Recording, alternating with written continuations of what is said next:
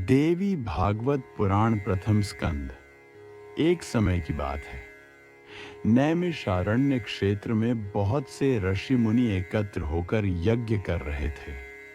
वहां पर वेदों के ज्ञाता महान ऋषि शौनक ने अन्य ऋषियों के साथ मिलकर यह प्रश्न किया, हे महान मुनियों, यह संसार क्यों और कैसे उत्पन्न हुआ? इसका पालन कौन करता है और अंत में इसका संहार कौन करता है? इस संपूर्ण जगत का मूल कारण क्या है? ऋषियों ने कहा कि हम सभी यह जानना चाहते हैं कि परम शक्ति कौन है, जिसकी इच्छा से यह सृष्टि चल रही है। तब उत्तर दिया गया कि यह समस्त ब्रह्मांड एक ही आदिशक्ति से उत्पन्न हुआ है। वही शक्ति अनादि और अनंत है। वही कभी निर्गुण गुणों से परे रहती है और कभी सगुण गुणों से युक्त रूप धारण करती है। वही शक्ति सृष्टि की रचयिता, पालनकर्त्री और संहारकर्त्री है। वही शक्ति समस्त प्राणियों की जननी है। यहाँ तक कि ब्रह्मा, विष्णु और महेश भी उसी से उत्पन्न हुए हैं। वह शक्ति ही माया है, जो जीवों को मोह और बंधन में डालती है, और वही शक्ति विद्या भी है, जो जीवों को मोक्ष प्रदान करती है। उसी देवी को धर्म, अर्थ, काम और मोक्ष कहा गया है। वही भक्ति है, वही निष्ठा है, वही तप और सत्य का स्वरूप है। वही समस्त ऐश्वर्य, बुद्धि, स्मृति और सिद्धि का मूल कारण है। संसार के प्रत्येक कार्य में वही देवी व्याप्त है। जब संसार की उत्पत्ति होती है तो वही सृष्टि शक्ति बन जाती है। जब संसार का पालन होता है तो वही पालन शक्ति है, और जब सबका अंत होता है तो वही संहार शक्ति रूप में प्रकट होती है। ऋषियों ने फिर से सूत जी से प्रश्न किया, हे सूत जी, आपने बताया कि देवी ही सबकी उत्पत्ति का कारण है। अब कृपया विस्तार से बताइए कि यह जगत कैसे उत्पन्न हुआ, सबसे पहले क्या प्रकट हुआ और किस तरह यह सृष्टि आरंभ हुई। सूत जी ने कहा, प्रारंभ में केवल महामाया ही थी, जो अनादि और अनंत है। जब उन्हीं की इच्छा हुई कि सृष्टि प्रकट हो, तब उन्होंने त्रिगुणात्मक माया सत्व, रज, तम को प्रकट किया। फिर उन्हीं देवी ने ब्रह्मा, विष्णु और महेश को उत्पन्न किया और उन्हें कार्य सौंपे। ब्रह्मा को सृष्टि की रचना का, विष्णु को पालन का, शिव को संहार का। ब्रह्मा जी को जब सृष्टि रचना का कार्य मिला तो वे गहन विचार में पड़ गए। वे सोचने लगे, मैं यह सृष्टि कैसे रचूं? मुझे शक्ति कहां से मिलेगी?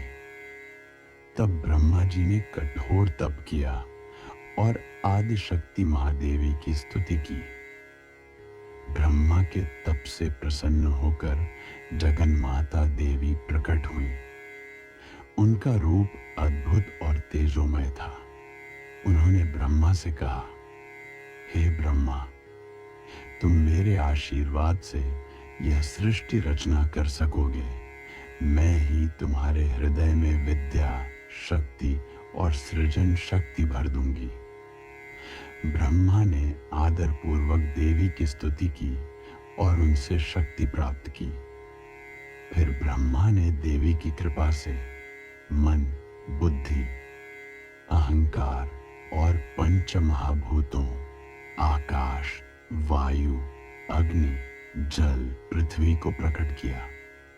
इनसे देवता, असुर, मनुष्य, पशु, पक्षी और वनस्पतियां उत्पन्न हुई। सूत जी ऋषियों से कहते हैं, जब सृष्टि की रचना प्रारंभ हुई तब ब्रह्मा ने अपने संकल्प से अनेक प्रकार के जीव, प्राणी और प्रजापति उत्पन्न किए, परंतु यह रचना स्थिर और संतुलित नहीं हो पा रही थी। ब्रह्मा सोचने लगे, सृष्टि तो बना रहा हूं, लेकिन इसमें स्थायित्व और सामंजस्य कैसे आएगा। तब भगवान विष्णु ने भी महामाया की उपासना की। उन्होंने लंबे समय तक ध्यान किया और देवी की आराधना की। देवी प्रसन्न होकर विष्णु के सामने प्रकट हुई और कहा, हे विष्णु, तुम्हारा कार्य इस संसार का पालन करना है। मेरी कृपा से तुम सबको धर्म की राह दिखाओगे और संतुलन बनाए रखोगे। विष्णु ने हाथ जोड़कर देवी की स्तुति की और उनसे पालन की शक्ति प्राप्त की। इसके बाद भगवान शिव ने भी महामाया का ध्यान किया। देवी ने उनसे कहा, हे शंकर, जब समय आएगा तब तुम संहार करोगे। तुम्हारे बिना इस सृष्टि का चक्र पूरा नहीं हो पाएगा। मैं ही तुम्हें वह शक्ति दूंगी। शिव ने भी देवी को प्रणाम किया और संहार की शक्ति प्राप्त की। ब्रह्मा को सृजन शक्ति, विष्णु को पालन शक्ति और शिव को संहार शक्ति देकर देवी ने संसार की रचना का संतुलन स्थापित किया। अब धीरे धीरे समय चक्र के साथ देवता, दैत्य, ऋषि, मनुष्य, पशु पक्षी, पर्वत, नदियां और वनस्पतियां सबकी उत्पत्ति होती गई। ब्रह्मा, विष्णु और शिव भी उनकी कृपा के बिना अपना कार्य नहीं कर सकते। सूत जी कहते हैं, जब ब्रह्मा, विष्णु और शिव ने देवी की आराधना कर अपनी शक्तियां प्राप्त कर ली, तब भी ऋषि मुनि यह जानना चाहते थे कि यह महामाया कौन है और इनका स्वरूप कैसा है। ऋषियों ने सूत जी से प्रश्न किया, हे सूत जी, कृपा करके हमें देवी का वास्तविक स्वरूप बताइए। वे कहाँ रहती हैं, उनका रूप कैसा है और वे इस जगत को कैसे चलाती हैं। सूत जी बोले, देवी का स्वरूप अनंत और अवर्णनीय है। वे ही आदि शक्ति हैं जिन्हें कोई पूर्ण रूप से नहीं जान सकता, लेकिन वे अपनी कृपा से अलग अलग रूपों में प्रकट होकर भक्तों का कल्याण करती हैं। सूत जी ने आगे कहा, देवी ही सृष्टि की उत्पत्ति, पालन और संहार करती हैं। वे ही माया के रूप में सबको बांधती हैं और विद्या के रूप में मुक्ति भी देती हैं। वे ही लक्ष्मी बनकर विष्णु के पास रहती हैं, सरस्वती बनकर ब्रह्मा को विद्या देती हैं और पार्वती बनकर शिव के साथ रहती हैं। यानी त्रिदेवों की पत्नियां भी वास्तव में वही आदिशक्ति हैं। देवी का परम धाम मणिद्वीप है जो सभी लोकों से परे है। वहां उनका दिव्य सिंहासन है जहां से वे पूरे ब्रह्मांड को संचालित करती हैं। देवी अपने भक्तों की प्रार्थना कभी व्यर्थ नहीं जाने देती। जो भक्ति से उनकी आराधना करता है उसे वे साहस, ज्ञान और सुख देती हैं।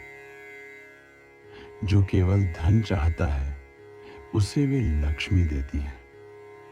जो विद्या चाहता है उसे सरस्वती देती हैं और जो शक्ति चाहता है उसे वे दुर्गा के रूप में वरदान देती हैं।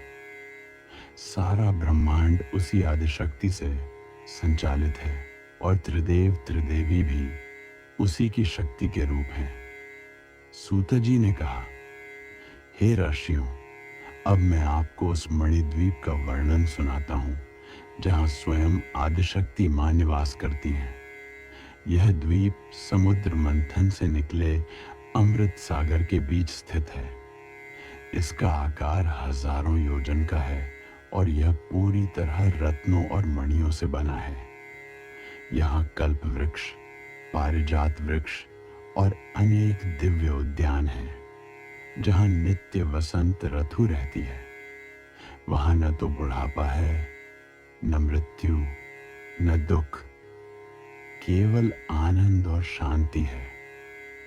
मणिद्वीप के मध्य में देवी का शिवालय है, जो रत्नों, सोने और दिव्य रश्मियों से सजा है। उसके बीच में एक सिंहासन है, जिस पर स्वयं आदिशक्ति मां भगवती विराजमान रहती हैं। उनका रूप हजारों सूर्य और चंद्रमा के समान तेजस्वी। उनके 4 हाथों में माला, पुस्तक, त्रिशूल और वरद मुद्रा, दिव्य वस्त्र और आभूषणों से सुसज्जित। देवी की सेवा के लिए अनगिनत देवियां रहती हैं। वे सब उनके आदेश पर ब्रह्मांड का संचालन करती हैं। लक्ष्मी, सरस्वती और पार्वती, ये भी उनकी ही शक्ति से प्रकट होती हैं और अपने अपने कार्य करती हैं। सूत जी बोले, मणिद्वीप में बैठी हुई मां ही ब्रह्मा, विष्णु और शिव को शक्ति देती है। ब्रह्मा सृष्टि रचते हैं, विष्णु पालन करते हैं, शिव संहार करते हैं, परंतु यह सब देवी की आज्ञा और शक्ति से ही होता है। देवी ही परम आधार हैं, जिनके धाम से सारी सृष्टि संचालित होती है।